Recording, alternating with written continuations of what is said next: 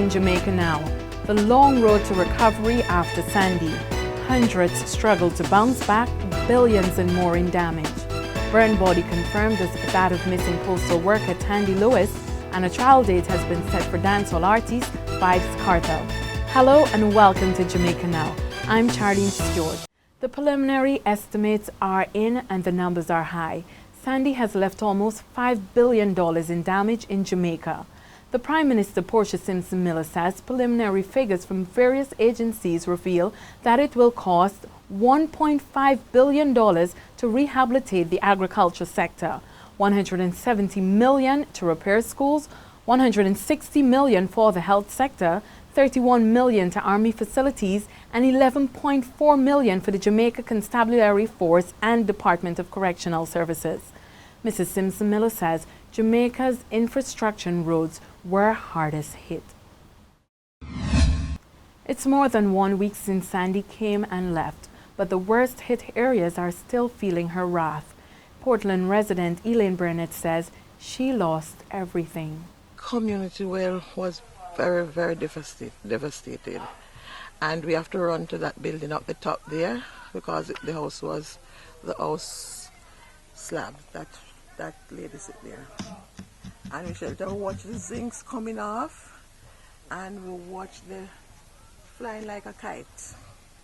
They were flying like a kite, and when we make an attempt to come out, we have to go in back because it comes with the sea salt, but not with the wind of the sand on the sea as when Gilbert. So we have to vacate. So when we get time to come back down here, everything was gone. And up to Monday, October 29, all the residents in eastern parishes were still housed in shelters. As October ended, the Jamaica Public Service JPS said about 25,000 customers were still without power. At the same time, the company was mourning the loss of a contractor who was electrocuted in St. Anne while working to restore power there. Another worker was injured. And now to a story that has left many in anger. The police on Tuesday, October 30, confirmed the worst fears in the disappearance of Jamaica Post worker Tandy Lewis.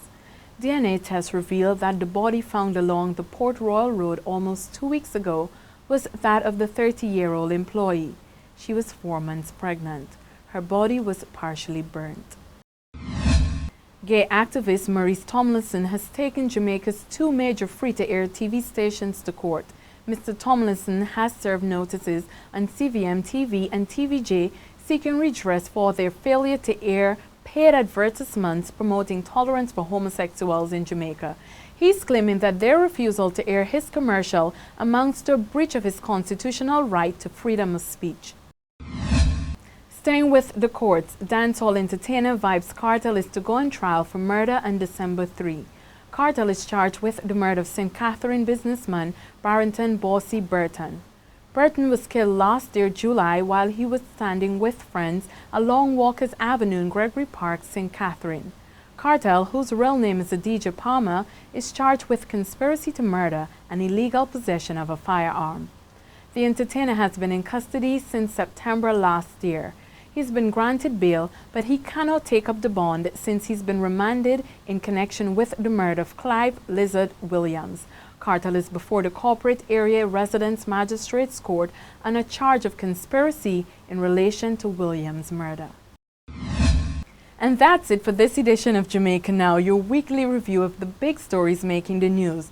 Remember, we're always happy to hear from you, so please continue to share your thoughts with us at onlinefeedback@gleanagm.com. Tune in to Power 106 for regular updates and do follow us on Twitter at Jamaica Gleaner. I'm Charlene Stewart, inviting you to join me for another edition of Jamaica Now. Goodbye.